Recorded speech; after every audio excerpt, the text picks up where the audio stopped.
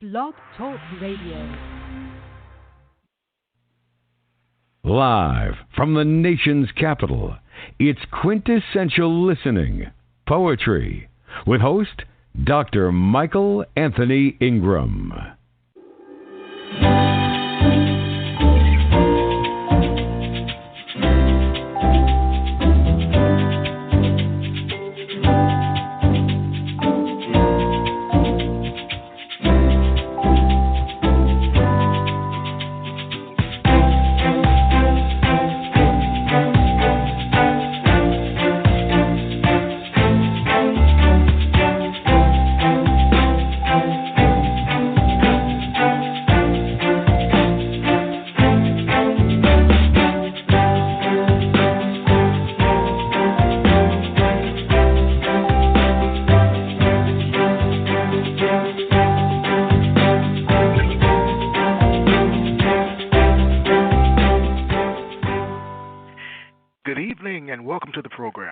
My name is Michael Anthony Ingram, and tonight's very special guest is Alan King. Are you with me, Alan? Yes. Hey. All right. If you'd like to call in and ask Alan a question, the call-in number is 646-787-1631. Are you ready for this journey, Alan? Yes, I am. All right. Well, number one, what is poetry? What is poetry, my friend? Oh, man. So poetry, it's funny because there's so many ways to answer this, and no matter what the answer is, it's always going to be subjective. Yes. For me, poetry tends to be more visual, and I'm coming at it from a point of, like, narrative poetry. So, like, my dad is a storyteller. You know, he loves telling stories, and that's that's where I got the love of storytelling from. But I think, like, with poems allow you to tell stories, at least narrative poems allow you to tell stories in shorter spaces. And within, like, while you're telling these stories, you're doing a lot of showing. So I kind of feel like the imagery is what, you know, helps tell the story, and there's more emphasis on imagery than there is in the telling of it. You know, the showing. So, but I'll also back up too and say that I'll try to flip what DJ Renegade said. So, someone once asked DJ Renegade, "What's the difference between a poem and a song?" And Renegade said that a song is a poem that can be sung, or a poem played to music. So, I kind of, you know, I think if you strip away the music and someone is able to speak the lyrics or whatever, I mean, arguably, I think that you can say that that's a poem. Wow. Very nice. Well, let me ask this question, then. Why is it important? Why is poetry important? Oh, man. So the best answer I can give is, and it's not even my own response. I had to take this from a former professor of mine. So when I was in grad school, Kate Johnson, did a session on creative nonfiction and poetry and what each art form or what each genre had to offer to the other. And so one of the coolest things that she said, and that always stuck with me, is that poetry is a shortcut to empathy. So again, because you have, you know, poems exist within a smaller space than prose, you know, the language, the pacing of a poem, you know, moves quick. And so I think, you know, poems can deliver stuff quicker than, say, a prose piece. And I think, too, you know, poems kind of get at the heart in a way that prose doesn't, or that other art forms don't. And, I mean, the reason why I say that is because, you know, when people die, you know, you have poems read at a funeral, you have greeting cards, you know, which are kind of, you know, can be kind of poetic. When people are happy, you know, think about like a wedding, poems are read there.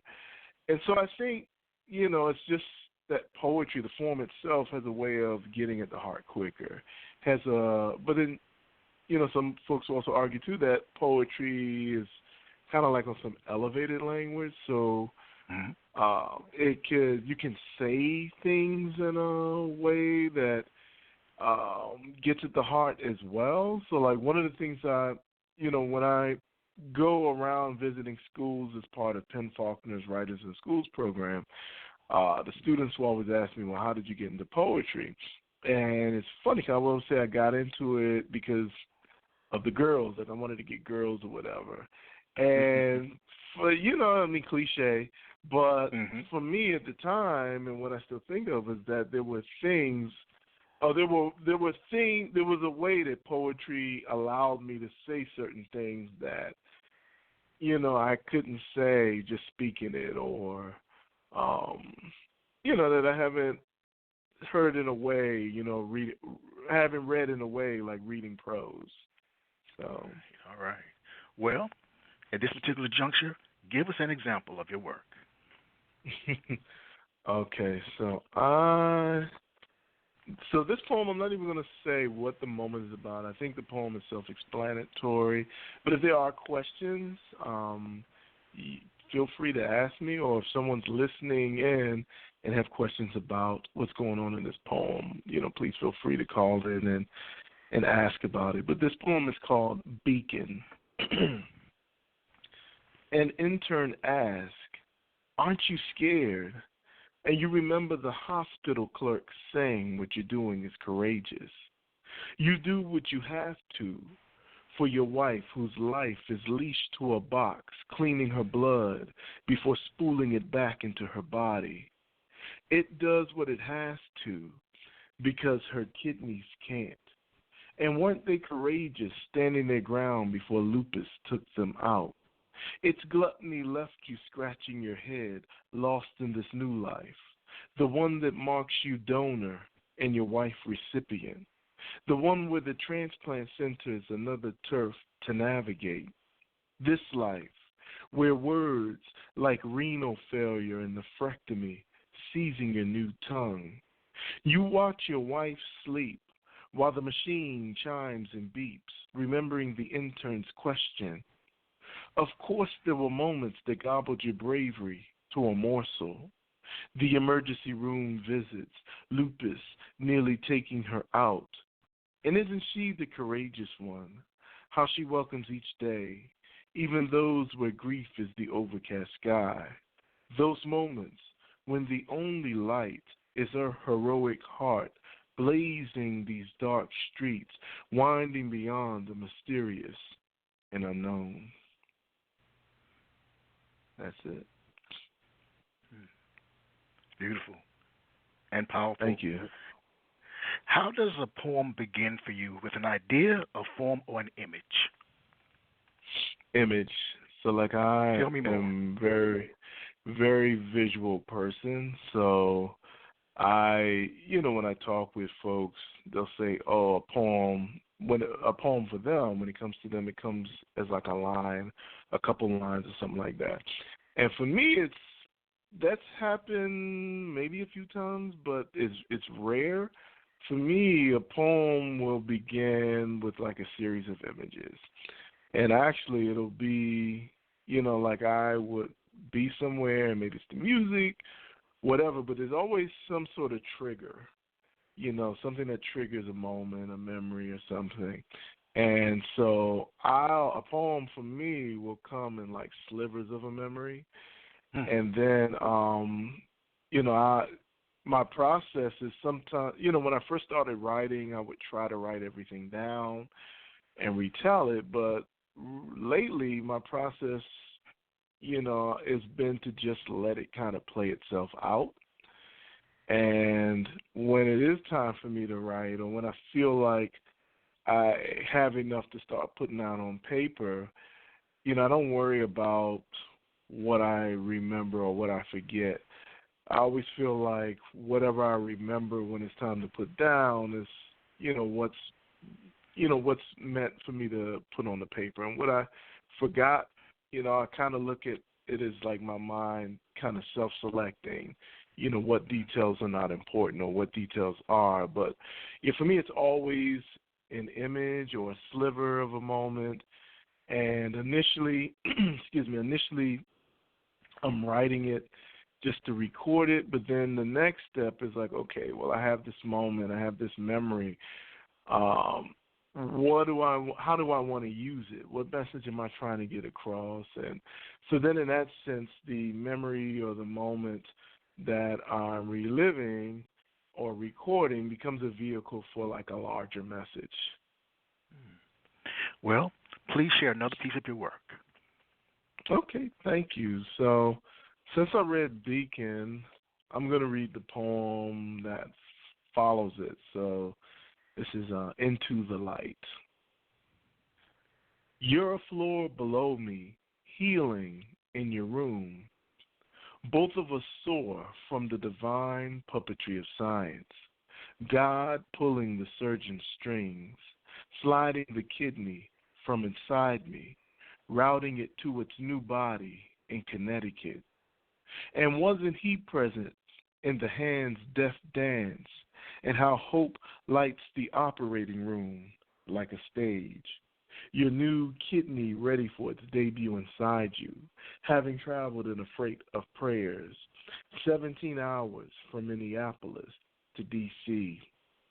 Didn't our road here seem even longer, not being a direct match? The hiccup in lab results, us hurling our names into an exchange pool deep with uncertainty. And here we are, in our beds, an elevator ride from each other. This moment, like the 90-degree day beyond our windows, the cloudless sky, shadows receding in the sunlight. That's it. You know, those poems were about surgery plus other things. As you think about the entire body of your work, what are some of the predominant themes that come to mind?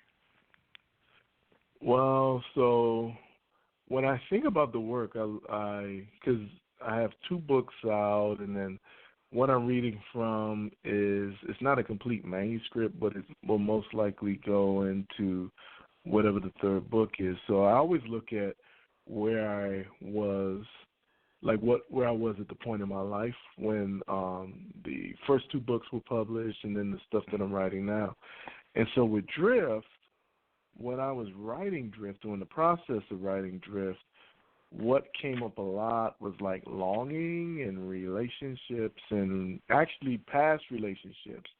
And it was because at the time I was single. I didn't meet my wife until probably about the tail end of it, which is funny because she pops up in the last poem of that collection, last poem in Drift. And in Point Blank, my wife is all over the manuscript because, I was married. We were married when I was working on the book, and we weren't parents at the time. So, just focused more on, maybe a little bit of me looking back, but also just celebrating my wife in different ways. And what's funny about that was when we first started dating and she read the manuscript for Drift, she was like, oh, you got all these other women in this, and this new one, I better be all over it. And so she got her wish. She's all over Point Blank. But with the new stuff, I won't even say it's new. It's stuff that's in this, what's trying to be a manuscript. We're parents now, and so there are some parenting poems in it. I always tell folks that as soon as we became parents, this like cloud of judgment, in the public and even within our families, I feel it. Every time I'm out with my daughter, I feel, even though I may not see it, I feel that there are a set of eyes watching me. All right. Watching how we are when we're out and about, and they're looking at what she's wearing, and, if it's chilly, and she has a light coat on, I'm sure I wouldn't be hard-pressed to find someone like, wondering why she's wearing the jacket that she's wearing. But it's a feeling that wasn't there for me until I became a parent. And so now, that comes up in the manuscript. And then there's other aspects of parenting comes up in this. So I'm actually excited about the new stuff that I'm writing, excited about how my daughter appears in the new work, as well as my wife. And one of the things that my wife said that I wasn't aware of was that she said she's starting to see a lot more aspects of faith coming up in the new work. And it's faith, as a way of like what I lean back on. I'm not bopping people over the head. I'm not trying to convert anybody. It's just, like the presence of faith, comes up in the work. So like in the two poems I read, we leaned a lot on prayer. Yes. Because with the surgery and then just how things would be after that. And so it's, it makes sense that is also dominant in the work. All right. Mm-hmm. Well, let's take a brief break and we'll be right back.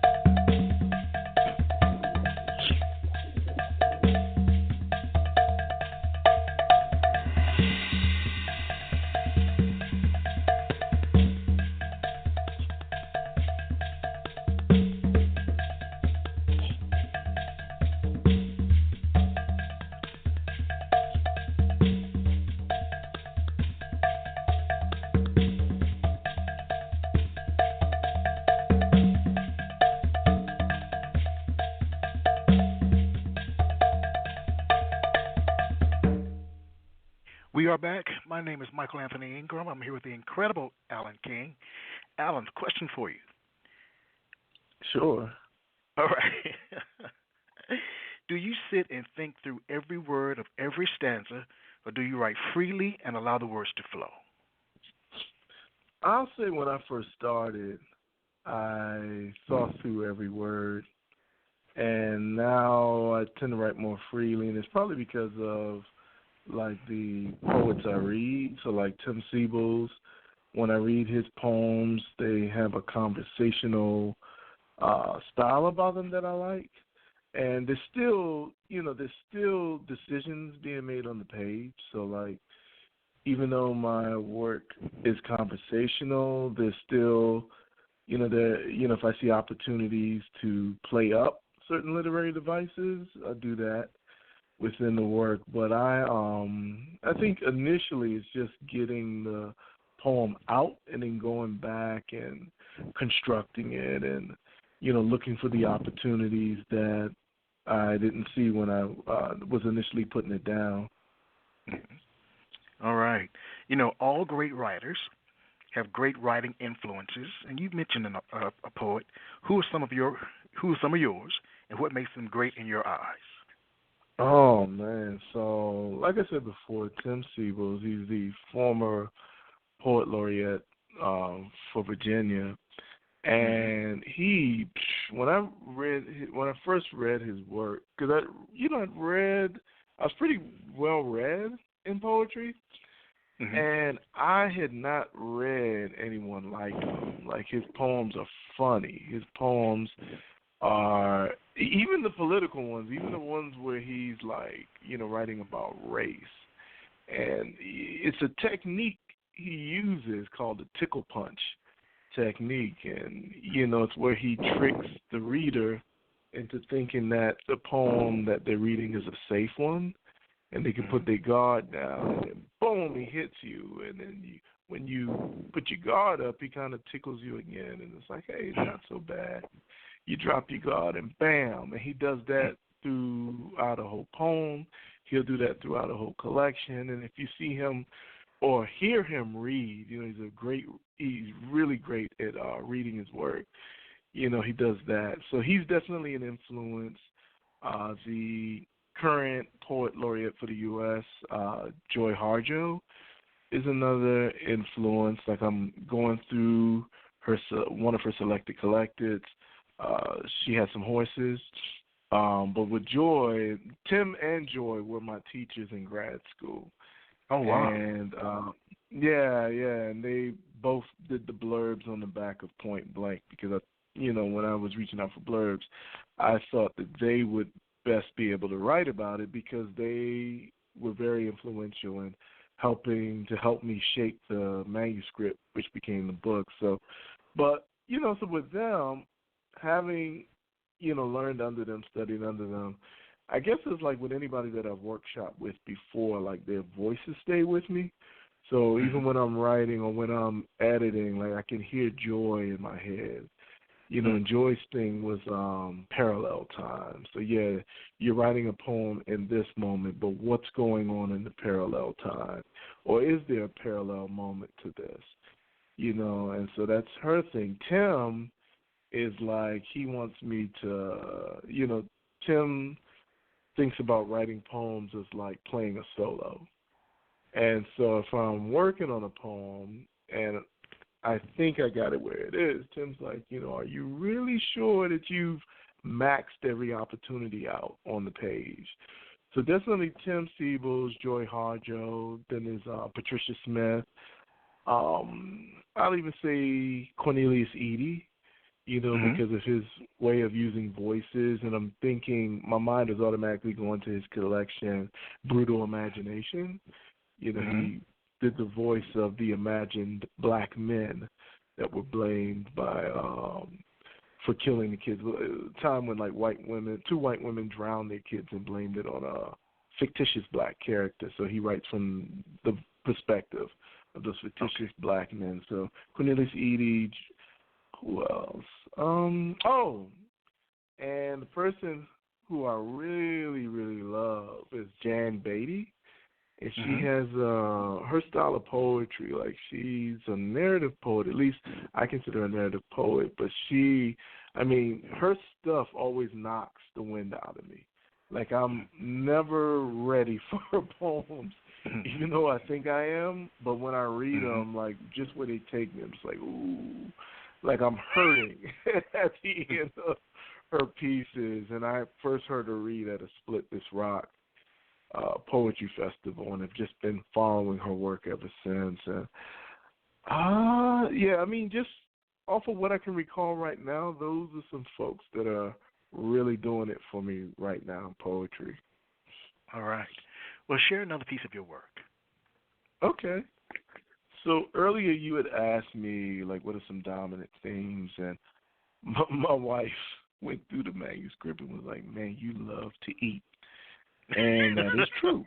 I love food. Yeah, I know that feeling.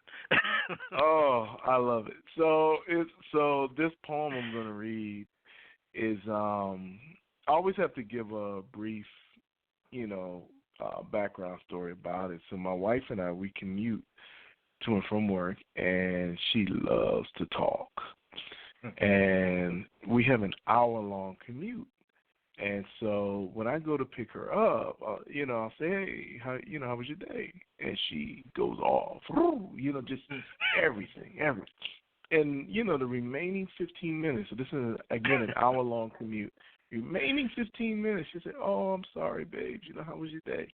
And so my way of dealing with it, because, love her so much, my way of it not being annoying is like I naturally now just go into autopilot. So I'm just kind of like, oh, okay, for real? Oh, and the autopilot is worse when I'm hungry. Right. And so the poem I'm going to read is a response. She wants to ask me, where do I go when I'm here but not here. So this is it. I wanted bananas, a bunch of them, spooned body to body like small yellow kayaks. So I missed what you said about the war in Libya. When you say Gaddafi, I think of how they spoil if they sit too long on their wicker thrones. We're in my car, listening to WTOP. We passed the Spanish market that calls what I love plátanos. Just saying plata, my tongue snaps like the slingshot's elastic strip hurling A's like stones. You complain about the weak radio signal. I could nod and punctuate your frustrations with hums as if I'm listening, as if my head weren't full of hunger's SOS. I could pretend that the radio static is annoying, as if the sizzling sound it makes doesn't have me thinking of sweet, chunky rumba slices frying in my mother's skillet, or plantains boiled whole with dasheen, dumplings, and potatoes to eat with saltfish and coconut bake, plates and plates of large bananas, edible boomerangs, nature's golden sugar-filled tusk, the room's waning frown or waxing smile.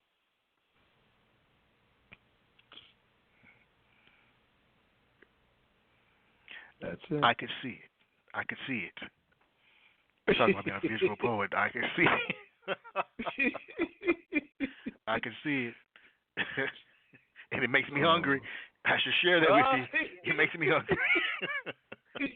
That was excellent, man. Excellent, excellent. Thank you. Tell us about your process. Is it pen and paper, computers, notebooks? How do you write?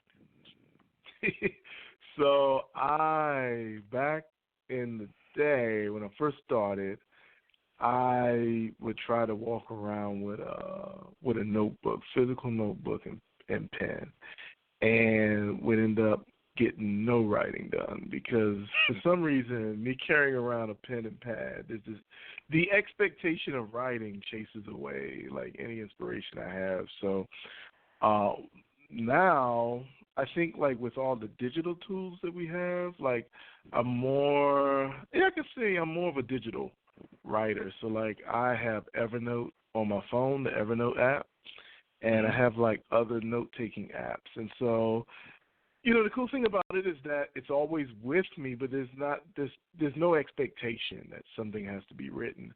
And it's just that, if stuff come to me, I usually whip my phone out and we'll go into Evernote and just start banging it out, on the phone. And then maybe if I get home or whatever, I can go to that note on the computer and like kind of flesh it out. And it's, that's just my process because I remember before, like I'm never at a desk, never near where I need a pencil or a pen or whatever. And so just to give you some idea, sometimes there's been moments when things have come to me and I'm in the line at the CVS pharmacy waiting to pick up a prescription for my wife. And, someone will hit me then, and boom, like you see me in the line on my phone just going. Or I'm out with, my best friend, Derek Weston Brown, and we'll be out hanging somewhere, and something will hit, and I'll have my phone out. So for me, I just love that process. I love gadgets, and I love apps, and so that's kind of where I kind of see how my process has evolved.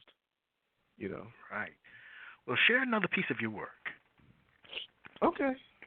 So, I'll share another poem about food. Okay. So this one is from my parents, and it's called The Hostess. She starts with oil. She simmers garlic before adding curry. Got to cook it real good, she says, or else it'll mess up your stomach. Mom adds sugar to blacken the already dark tint left on what pops and sizzles. What mixes in the meat steaming in a bubbling bath of cumin, turmeric, and cayenne pepper. Mom doesn't cook curry a lot. Just on days when Dad comes home tired, when each day's an opponent that leaves him bruised like the bags of fruit he brings her. One time, Mom wrapped her arms around his neck, and Dad said, "You only love me for my mangoes." They both laughed when Mom said, "You got to bring mangoes home more often." He'd tell Mom about the days when his drill burned out, when his truck got a flat in the rain or didn't start, when days seemed to plot against him as if he was a fighter past his prime, unwilling to lie down and throw the match. And there's Mom's curry lingering in every room, opening the house for his return. Dad enters her scent that calls him to the kitchen, ready to put back what the ring takes out of him. That's it. You know, as you think again about your body of work, all poets have several words that come up over and over again, words or sentences that they just can't help but use in their work. What are three of your absolute favorite words to use? Gosh.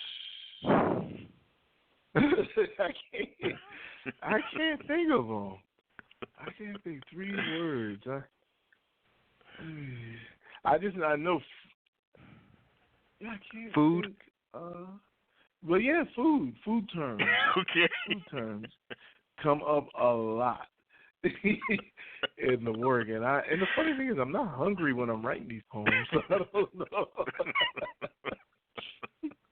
But definitely food terms, and you know, the reason why food comes up a lot is not only do I like to eat, but I love to cook. And so a lot of the Caribbean dishes that I know how to cook now, it's, you know, dishes I've learned from hanging with my mom in the kitchen. And, you know, I mean, there's a few dishes I do now where I'm just simply pulling from memory. You know, every measurement, you know, everything is, you know, and it's what my mom taught me.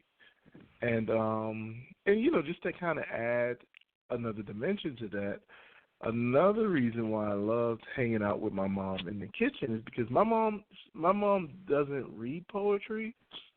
I mean, the only poetry book she read was like my first one, and you know, because she was just really proud of me. But she doesn't really read poetry. So when we had our moments in the kitchen, that was when I would like introduce her to like different kind of poets that I like. So I would actually bring poetry books in the kitchen, and while she was cooking, you know, and while I was learning from her, I would read like a few poems to her, and that was her way of being introduced to it.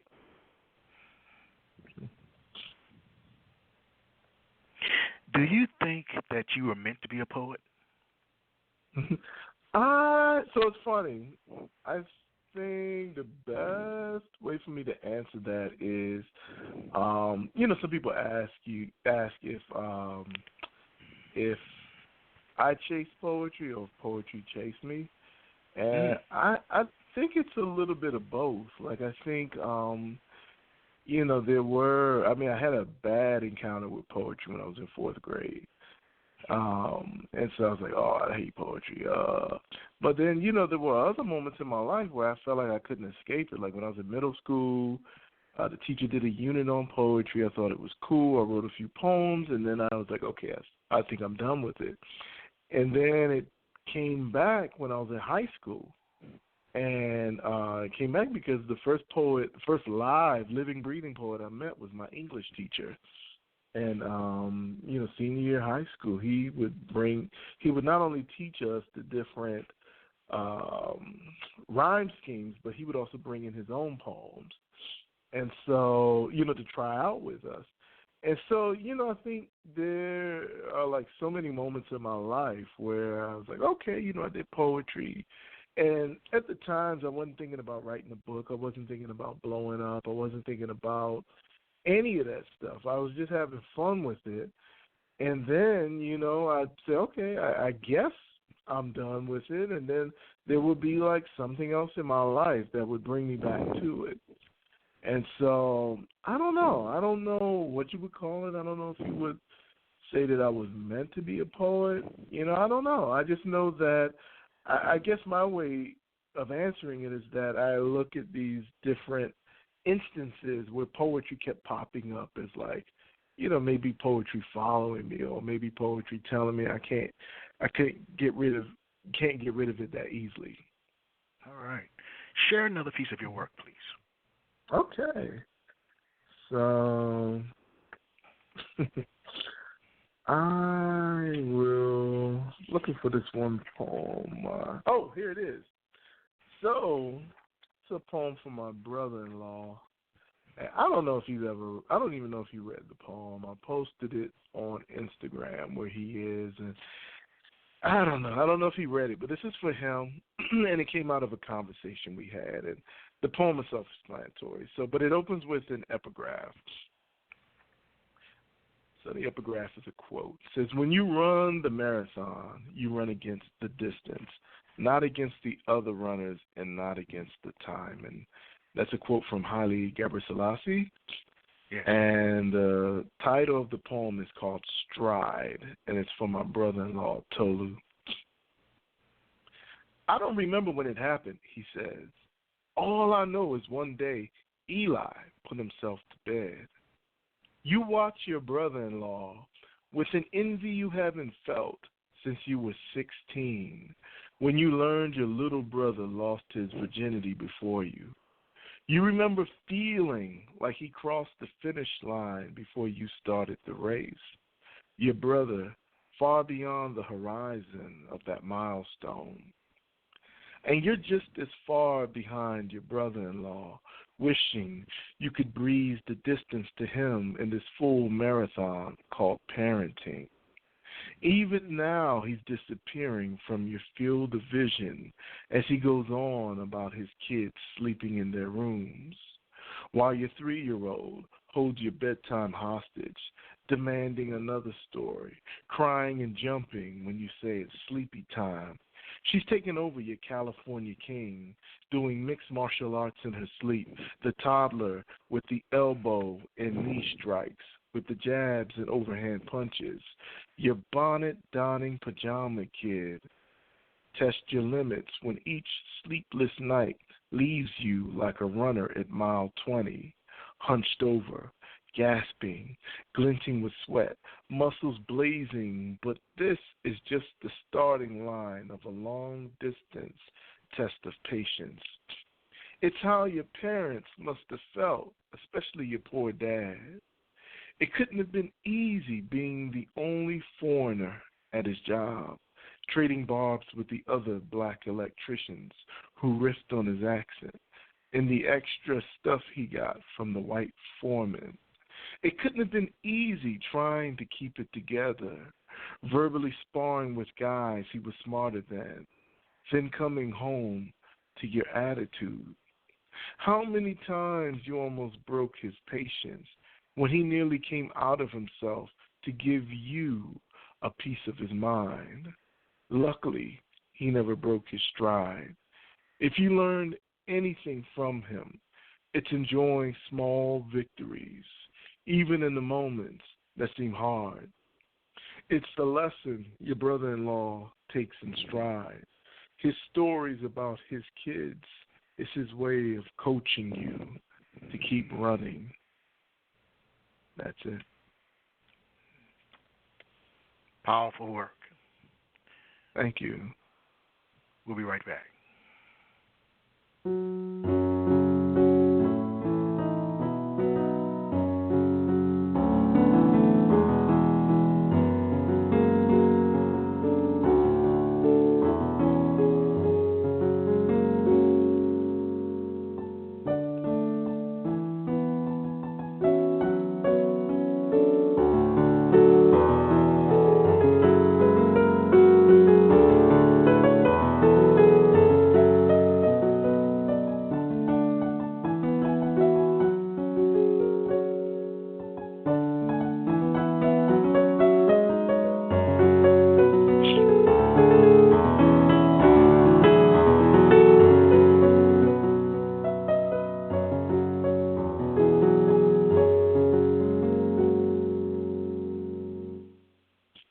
back. And again, I'm Michael Anthony Ingram. I'm here with Alan King. Our number is 646-787-1631.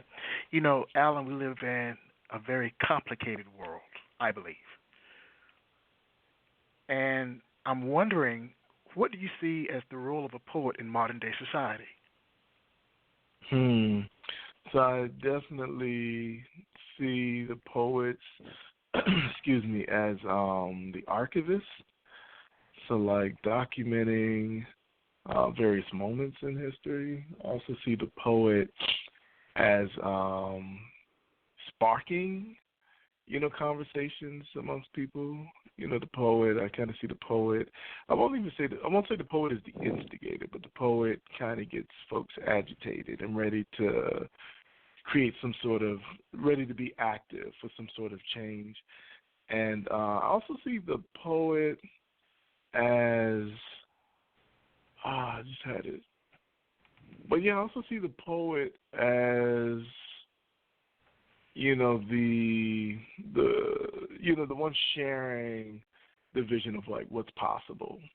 I think the role of the poet, and this again is all subjective, but for me, I think a poet's role is to show what's possible and to ignite in people to want to be active, to reach that possibility. And I think the role of the poet is to also document those different movements or different moments of time. Right. One question that I wonder about is that does knowing that your poems are published, and you've published 2 books and numerous poems in different journals, does knowing that your poems are published and out there in the world validate your being a poet, or are you content knowing they're out of your system? I like that question. Well, thank you. That's why they put me in big books, man. So I'll say it's a little bit of both. If I'm answering this honestly, it's a little bit of both, because I am happy that the poem is out of me, that it's out in the world. In terms of validation, I kind of feel like I was validated before I was published. And the reason why I say that is because this was back probably in the late 90s, early 2000s. When my validation came when I was on the open mics and I finished doing a poem, and as I was leaving the stage, an older poet would pull me aside and say, "Hey, can I take a look at that poem?"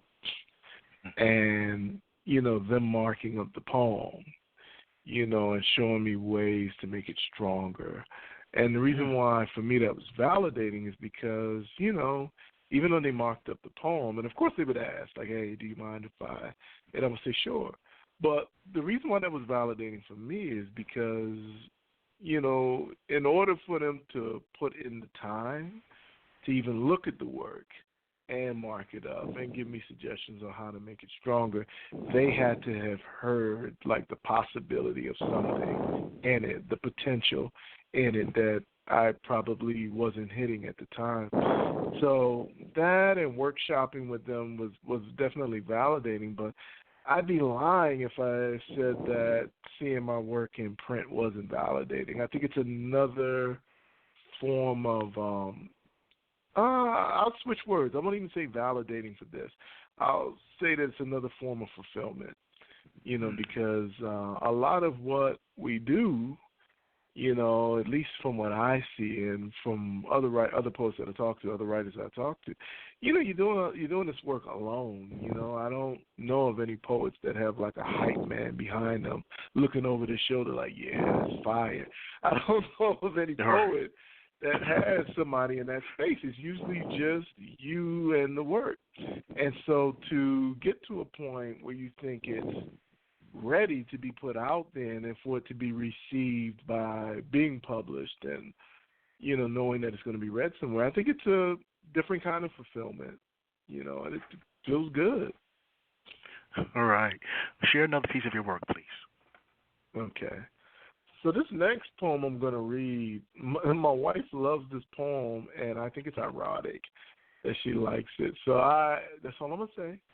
And I think the poem itself will kind of show you why I think it's ironic, or where I think the irony is.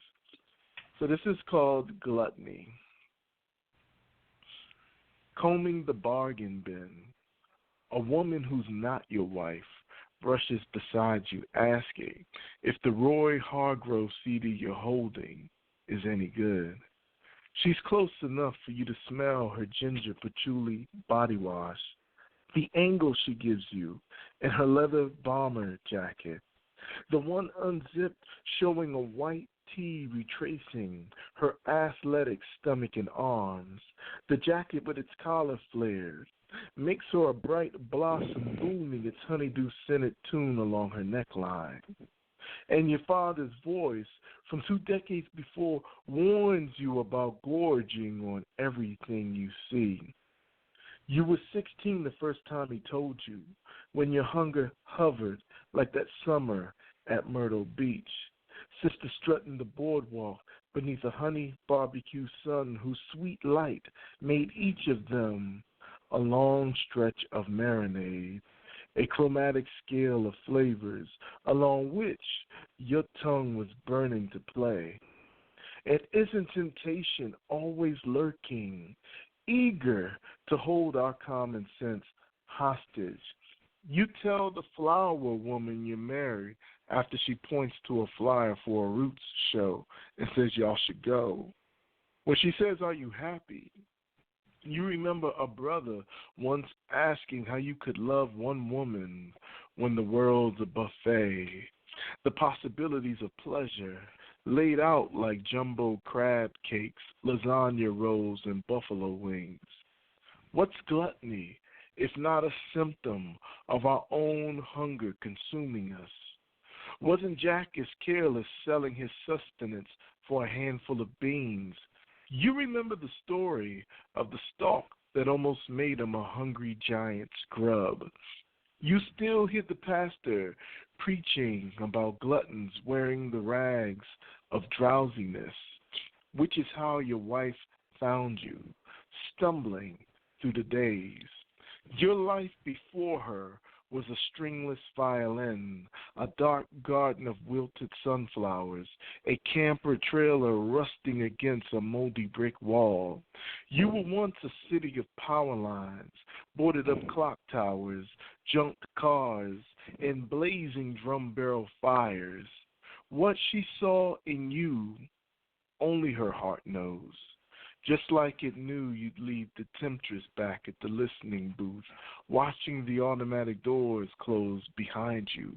At 16, you thought all there was to living was filling your appetite. Too young to know love is the everyday meal, that the lack of it kills quicker than the absence of food. That's it.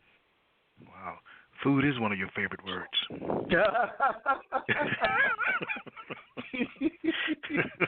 Yo, told you, man. I can't escape it. You know, they say that to see the world with complete honesty, one should look to comedians, artists, and poets. What do you think emerges naturally from your work? What emerges from you? Oh, can you say that one more time? I'm sorry. Okay. They say that to see the world with complete honesty, one should look to comedians, artists, and poets.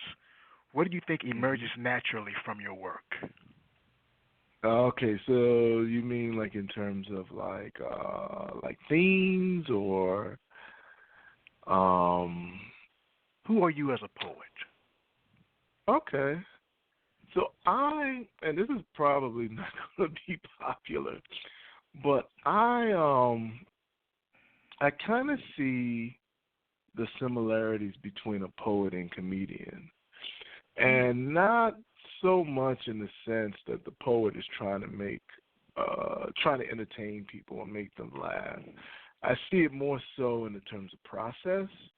So like a comedian will have their set down, and they will they will take that set to different open mics and do it over and over and over again until the set feels natural for them, till it feels like, till the timing is right and they don't have to think about it. It's not even a thought. And in a lot of ways, that's how I kind of function. So, like, I'll take a poem that I just wrote, and, I'll run it by Derek, run it by a small group of people, and, they give me some good suggestions, and once I think I've gotten it to where it's okay to start taking it to the open mics or start reading it at events and stuff, I will read that poem over and over and over again, like at different spots. And when I do that, I'm listening to the reaction from the audience. And that tells me if a poem is working or not. If I'm reading a poem and someone's laughing at a part where I didn't mean for them to laugh, then that just tells me, okay, I may have to go back and do some work on the tone there, because something there is not conveying that it's not meant to be funny or whatever, or maybe maybe the tone, maybe there's something in there that's confusing the tone. But yeah, like and that's kind of where I look at, where I see the similarities between a poet and comedian. And then also too, like, I kind of see like, and this was more for, I don't see this for like super, like uber successful poets doing this, but for like, poets at like my level, like I love getting stage time. And so when I get to stage time, it's not only an opportunity for exposure, but it's an opportunity for me to, continue tweaking some pieces, or maybe I'm getting ready to feature somewhere and I want to try out, if I have enough time during the set, want to try out certain order of poems and see how it hits the audience before taking it into a set. So, that's where the similarities between the poet and comedian comes from me. Share another piece of your work, please. Okay. So this one is, I'll read this one. Looks like it's going to be the last poem, so I'll read this one. And earlier I had mentioned the cloud of judgment that I feel as a parent, so this poem deals with it. How it feels. When your mother-in-law takes your daughter out of her crib after the crying, after you said she's not hungry because she threw up, after you told her your daughter rocks to sleep easy but cries when you put her back, when your child's grandmother takes her out after you told her not to, you remember the rose bush you and your wife chopped down, the one that blocked the living room window, that bullied away sunlight. And you know this grandmother's stubborn love for her grandchild gashes your authority, the way the thorny bush prickled your hand, arms, and legs, and its bold resistance, its open disregard for what you wanted. No one tells you parenting is like gardening, where you defend your choices from parasites posing as unwarranted advice, where insecurities bred by judgment and condescension can brown your confidence. When you watch your mother-in-law holding your child after you told her not to, you know how your wife felt that first night home from the hospital, when your parents came by and could only seem to unload their criticisms at how she handled her child. And if compassion's a deep sorrow for others' misfortunes, do you forgive the know-it-all grandparents their transgressions, how they selectively forget their mistakes? Isn't humility an ingredient of compassion, the one that asked the grandparents to see themselves as they once were, green in their new role? You remember your parents fumbling in the dark of what they didn't understand, how the trial and error traumatized your childhood, how it pushed your brother into a homeless shelter and his mental illness, your brother spiraling in his orbit of pain, light years away from forgiveness. When your child's grandmother takes her out of her crib, you take your child back. Say, I love you, but I got this. Thank you. What makes a poem good? I think, for me, and yes. I was guilty of this, a lot of times my earlier works were anecdotal. They were anecdotes. And an older writer told me that. He said, yeah, you just write a bunch of anecdotes. And, you know, it bothered me when he said that, but when I looked back at it, it was, you know, I could look at it and say it's true that that's what they were. It was just a retelling or reliving of the event or whatever. But I think for me, the poems that I've come to love are the poems where the piece itself is not just it. It's not just the retelling, that there is a larger message, and that message, that the poem goes beyond itself. You know, so if I'm reading a poem and it's entertaining, but at the same time the poem could make me think about things that maybe I experienced it, or maybe it makes me think or consider things that are going on in the world from another perspective. You know, for me, I think that poem is fulfilling. You know, it's done its job. You know, it's, you know, I feel like as the reader, if I'm, you know, when I enter someone's poem, I shouldn't leave it knowing what I knew before I went into the poem. I should feel changed in some sort of way. And so that's what I strive to do with my own work.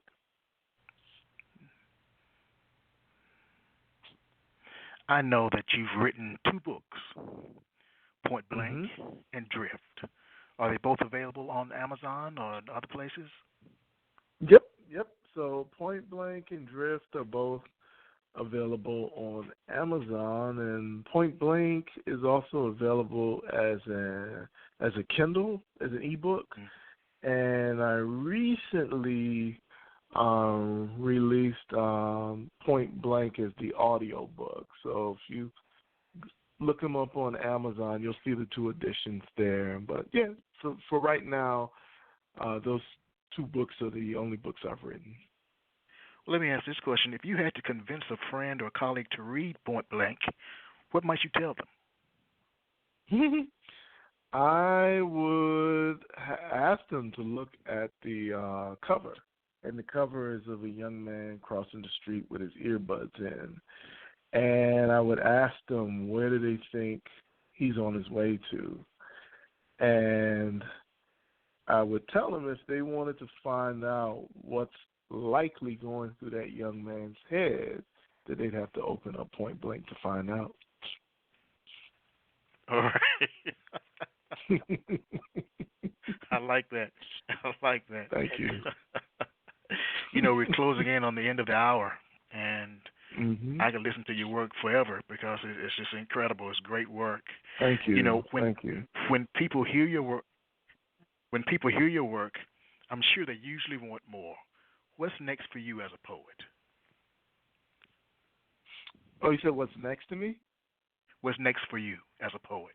Oh, next for me. What's next? Oh, so after I did the audio book, and again, this was an experiment. It was I call it an experiment that Derek and I were working on. So after we recorded it and now it's on Audible, Derek has already gotten permission from his publisher to turn Wisdom Teeth into an audio book. So in terms of what's next, I'll be working with the D on, helping them turn that into an audio book, and then I'm also a videographer. So when I'm not doing poetry, I'm caught up in the realm of video and audio. So that's it. All right. Would you favor us with one more to close out the show? Sure. So, Oh, all right. This poem is called The Journey, and it opens with a quote and an epigraph. Each day is a little life, every waking and rising a little birth, every fresh morning a little youth, every going to rest and sleep a little death. And that's a quote from author Schopenhauer. The poem is called The Journey. The dine is nearly empty when you both arrive, except for the 6 or so other patrons and a waitress who calls everyone hun. The fluorescent lights lick the formica bar and chrome stools, the black and purple beaten booths, and a straw-headed boy staring at you over cold chicken strips, the ketchup a sticky scab on his plate. He reminds you of the little girls the night before, running through a restaurant in Berlin, Maryland, where you and your wife stayed at a hotel known to be an antique. Its hardwood bathroom floors, the claw-footed tub with its wraparound shower curtain, the portraits of hoop-skirted women twirling parasols, the prairie-style wooden armoire closets, the 2 girls laughing as they ran through the drummer's cafe, stopped at the sight of you and your wife, the only black people in the restaurant that night.